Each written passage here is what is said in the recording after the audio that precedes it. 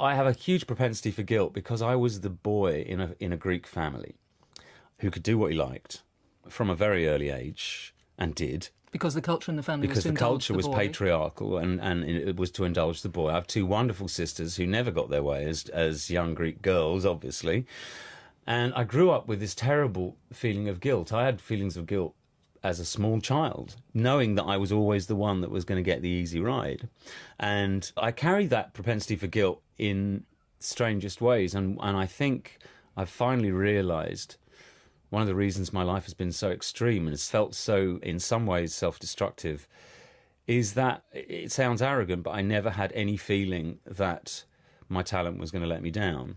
I had a feeling that I had a huge advantage over a lot of other people in the industry and a lot of other people in my own life, obviously, that I love and care about very much. And I think, in a strange way, I've spent much of the last 15 or 20 years trying to derail my own career because it never seems to suffer. I suffer like crazy. I suffer all around it. I've suffered terrible things, obviously bereavements and public humiliations and blah, blah, blah. But my career just seems to always right itself like a duck in a bath, like a plastic duck in a bath.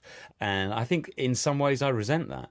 When you were very, very young, you decided you wanted fame. I mean, it was a very deliberate strategy by Absolutely. you. But by the time I was 22 or 23, I knew that I was chasing something that was making me unhappy. So when you were in your early to mid-teens, you met a friend called Andrew Ridgeley, and famously, of course, you would go on to form Wham, and you were about 17 when Wham had its first hit, which was very, very young indeed. Well, no, I think we were 18. I'd just turned 18 when we got signed, and I think we were still 18 by the time we had the first record out. And that must have been a very big deal, getting signed. Can you remember? Oh, my God. I had £500. I'd never been more flush, and I thought £500 was quite a good deal for 30 years, actually. So George Michael the name was a creation, but was the persona a creation at 17? Well, I thought it was. At some point, I realised, everything you do is you, even if it's the lies you tell, even if it's an act. It's the part of the real me, isn't it? Because it's what I want people to think I am. I mean, those early days of Wham, when you were very, very young and you were pumping out those hits, things like Wham Rap and Club Tropicana, Wake Me Up Before You Go, Go, Last Christmas, a great big long line of them. What was life like, going from being this boy who wanted fame to this boy who suddenly got it and then some? Well, for a while it was just absolutely magical. Playing out, and with your best mate, playing out your fantasies. It was just a dream, obviously. But no, I think what I was doing was I was supremely confident that I was writing pop classics, to be honest with you. But I was also supremely aware that if I kind of left the imagery a little bit more to Andrew, kids kind of loved it. How did you meet your first love?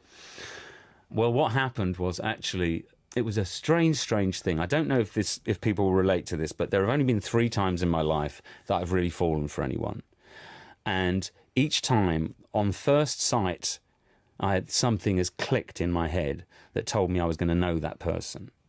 And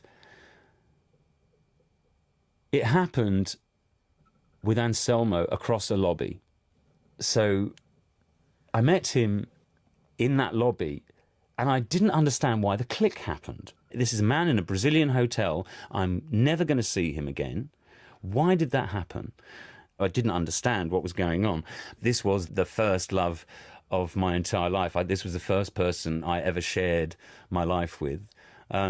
It was tragic that I lost him, but it was a wonderful, wonderful experience meeting him. One of the signatures of being truly and deeply in love, of course, is that you want to sing about it from the rooftops. You want to tell everyone. I mean, how open were you about the love affair? Well, see, unfortunately, I wasn't writing anything. I'd already just released an album when I met him, and then by the time I actually made another album, he died, which is what the album was about.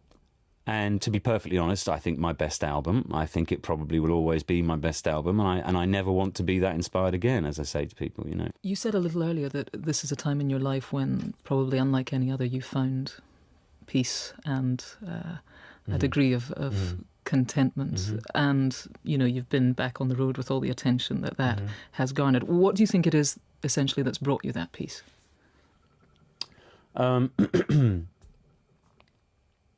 I think, well, in all honesty, nobody died on me in years. It took years for me to believe that these blows weren't going to keep coming.